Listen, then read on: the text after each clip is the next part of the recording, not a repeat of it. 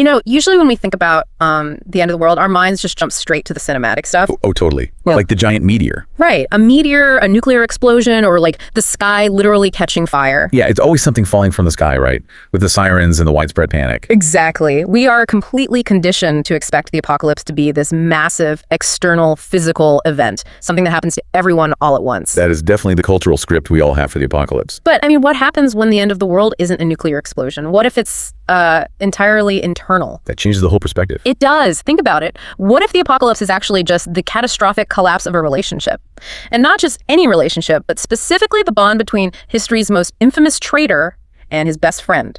Welcome to Deep Cuts and Deep Thinking. Framing the end of the world as this really intimate relational collapse, it completely changes how we approach the whole topic. It really does. And today, we have a super fascinating mission. For everyone listening, we are taking a deep dive into a massive stack of sources. I'm talking studio notes, historical accounts, theological analyses, and, detailed gear breakdown. A lot of gear breakdowns. Oh, yeah, so much gear. We are extracting the core insights regarding the genesis, the theological complexity, and the sonic architecture of U2's 1991 masterpiece, Until the End of the World. Which is really a track that entirely redefined what that band was capable of. I mean, both sonically and philosophically. Absolutely. And to you listening right now, whether you're like a music theory nerd, a theology buff, or just someone who's endlessly fascinated by how artists survive massive creative crises without destroying each other, this deep dive is for you. It's a survival story, really. It is. We're going to map exactly how a band on the brink of completely breaking up managed to reinvent themselves. And the crazy part is, they did it by writing from the perspective of the ultimate betrayer. Yeah, to really understand how this song came to be, we have to start with the historical and physical pressure cooker it was born in. Right. The context is everything here. Exactly. They have to remember the context.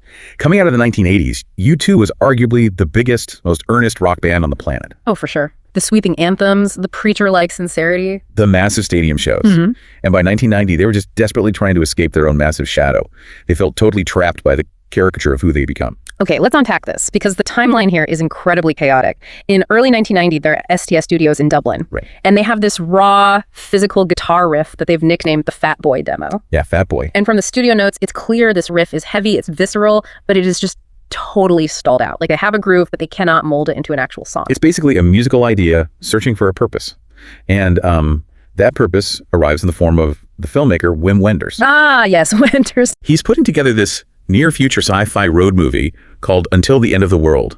And the film is set in the year 1999. Which I have to point out felt very futuristic back in 1990. Oh, completely. We were still expecting flying cars and silver jumpsuits for the turn of the millennium. We really were. Mm-hmm. And Wenders' plot involves a looming nuclear satellite disaster and this population that has become hopelessly addicted to watching their own recorded dreams on portable devices. Which is honestly a little too close to reality now. Right. Very prophetic. So Wenders approaches U2 and gives them a very specific prompt. He says, imagine the music you would be making a decade from now in this apocalyptic future. So they have this prompt, and right around this time, this is October 1990, the band decamps to Hansaton Studios in post-wall Berlin. Yeah, the Berlin move is crucial. We have to talk about the atmosphere there, because the sources paint a really vivid picture. This is a city steeped in an intense Cold War hangover. The Berlin Wall has just come down. Exactly. There are physical ruins, empty lots, a gritty night world club energy. It's like working until 3 a.m. every night with this palpable feeling that the old world is dead, and the future is just being improvised in real time. The sessions are famously fraught. Nothing is going well. There are constant, bitter arguments. They're facing a very real near breakup. Wow. Bono and the Edge even have a brief, real-life falling out where they just aren't communicating well. The tension in the recording studio is described as suffocating. It's like trying to rebuild an airplane mid-flight while the co-pilots refuse to speak to each other. That is a perfect analogy. But here's the thing I want to push back on, or at least figure out. Yeah. You have the band surrounded by the futuristic industrial gloom of post-wall Berlin. Right. You have Wenders giving them a literal sci-fi prompt about the year 1999 and rogue satellites. Yeah. Why on earth did Bono respond to all of that futuristic pressure by looking backward to the ancient biblical past for the lyrics? Well, Wenders' prompt acted as a catalyst, but Bono interpreted it through a highly personal lens. Okay. He took that concept of a global technological apocalypse and he just internalized it. He mapped the end of the world onto a relational apocalypse. I think about his reality in that moment. His own band is fracturing and he's fighting with his closest collaborator. So to him, the end of the world doesn't feel like a satellite falling from orbit. Exactly. It feels like losing your best friend. It feels like a betrayal.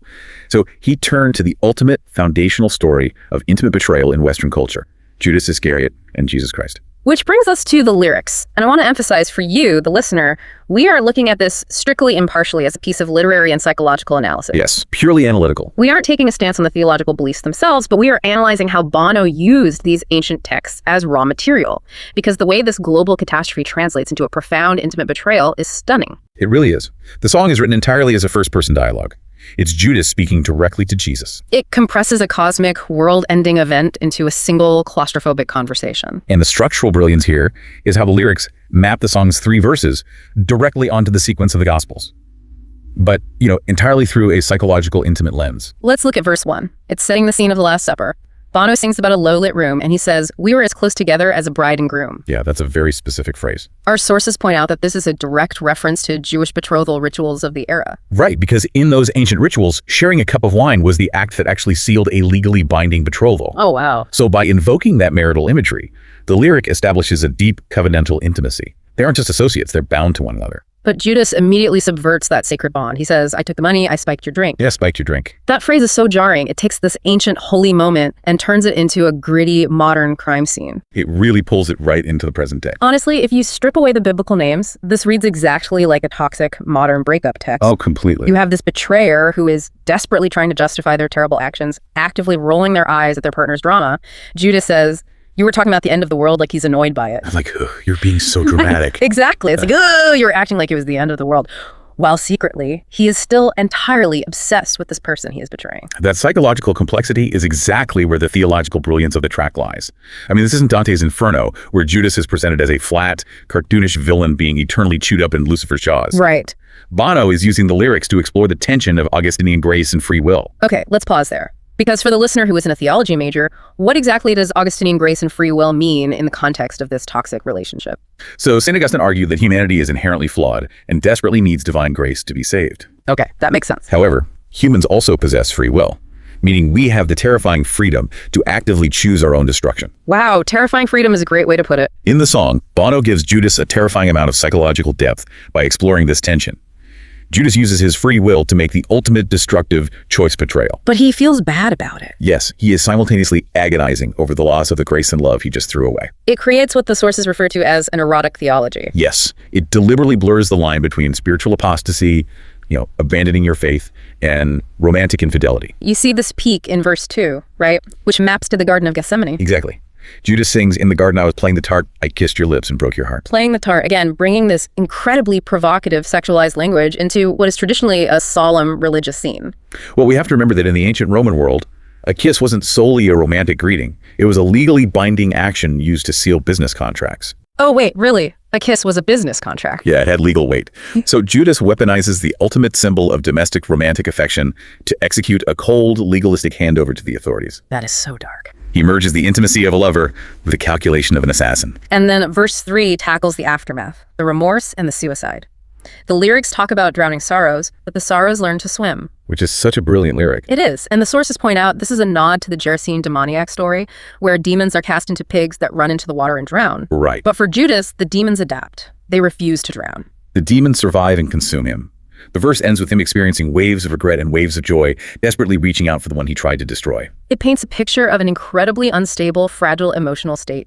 Guilt and twisted satisfaction are just crashing into each other. Totally. And if you were building a song around lyrics that are this dark and psychologically unstable, you can't just throw a sweeping, earnest 1980s stadium rock arrangement underneath it. No way. A sound like Where the Streets Have No Name would have felt absolutely ridiculous paired with the mind of Judas Iscariot. It would have ruined the tension entirely. They needed a sonic architecture that physically felt like betrayal, anxiety, and claustrophobia. Which is where the producers, Daniel Lanois and Brian Eno, step in with this really aggressive, subtractive approach. Right, subtractive is the key word. Eno famously said their primary goal was erasing anything that sounded too much like U2. They were deliberately dismantling the band's sonic identity. They built the track from the ground up, and they started with the rhythm section. Yeah. You have Adam Clayton anchoring the song on a Fender Precision bass running through an Ampeg amplifier. And the sources note he is deliberately avoiding the sub-lows here, right? Yes, and for the non-musicians listening, sub-lows are those deep, rumbling frequencies on the bass that you feel in your stomach. The ones that make a track sound massive and warm. Exactly.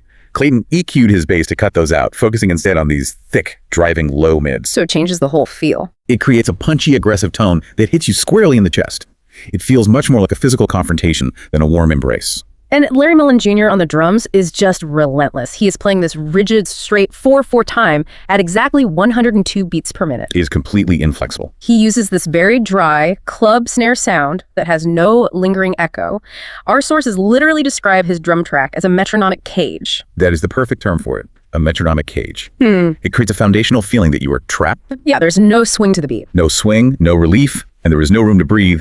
It just marches forward, indifferent to whatever else is happening in the song. Here's where it gets really interesting, though. The lead guitar. Oh, the Edge's work here is amazing. The Edge completely abandons those ringing, open, beautifully delayed strings that define the Joshua Tree era. Instead, he's playing these staccato, percussive, violent chords. He ran his guitar through a combination of a Vox AC30 and a Fender amp to get this intense mid-range overdrive. But the real secret to the sound is his physical technique. The picks, right. Yeah. To get that specific rating, Industrial Attack, he used blue Herdem picks, but he held them sideways or backward. Let's explain why that matters for a second. A guitar pick is usually smooth on the tip where it strikes the string, but the top of a Herdem pick has a dimpled, textured grip so you don't drop it. Right, it's rough. The Edge flips it upside down, so he is literally scraping that rough, dimpled grip against the middle strings. It completely grinds the transient strike. The transient is that initial split-second pop or click when the pick first hits the string. So it changes the attack completely. By using the textured grip, he turns a clean musical note into a violent metallic scrape. It sounds like sheet metal tearing. And then the producers apply the delay architecture to those scrapes. They used a 3/16th digital delay on the main riff. That means every time he strikes a chord on the lead guitar, there is an automated ghost hit that lands perfectly offbeat between the natural rhythm. It creates a polyrhythm that messes with your sense of space. It generally makes it sound like someone is walking right behind you. It sounds like you are being followed. They baked psychological paranoia right into the audio mix. That is wild. And during the closing solo, they switch the effect to a 500 millisecond delay, but they add heavy, chaotic modulation. And modulation warps the pitch of the echo, making it sound seasick and unstable. Exactly. And if you listen closely, right around the 2-minute mark, there are these faintly mixed, discordant backing vocals hiding behind the lead guitar solo. Like whispers. They act like the internal whispers of Judas's own guilty conscience. It is a masterclass in using studio technology to manifest a psychological state. Okay, let me throw a theory at you, connecting the rhythm section to the theology we were just talking about. Lay it on me. If we look at how incredibly rigid Larry's drums are, that metronomic cage, and we contrast that with how chaotic and warped Edge's lead guitar is it possible the production itself is physically staging the theological debate? Like, the drums represent Greek Moira or predestination. It's an unfeeling fate or timeline you cannot escape. I like this. But the lead guitar represents human free will, violently thrashing around, scraping and tearing, trying to break out of that predestined cage. That aligns perfectly with the production notes. The drums aren't just laying down a beat, they are acting as an unyielding timeline. Right. The groove's relentless forward motion perfectly mirrors the lyric sense of a chase. Judas is running from his fate, but he is locked into the timeline. So the rhythm section is destiny. And the guitar is the human panic of realizing you cannot stop what you have set in motion. If you build a song that feels like a panic attack, you can't just stand still on stage and play it. Definitely not. That built-in tension between the rigid bass line and the frantic lead guitar couldn't be contained on a studio record. It demanded physical space to breathe. It demanded live theater. And over the next 30 years, the way the band performed the song mutated in the most incredible ways. Carrying different cultural anxieties each time. It became the dramatic anchor of their live shows.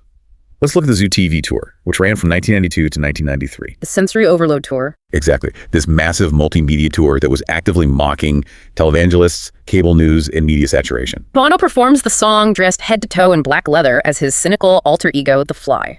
And during the guitar solo, Bono physically stalks and pursues the Edge across the massive stage.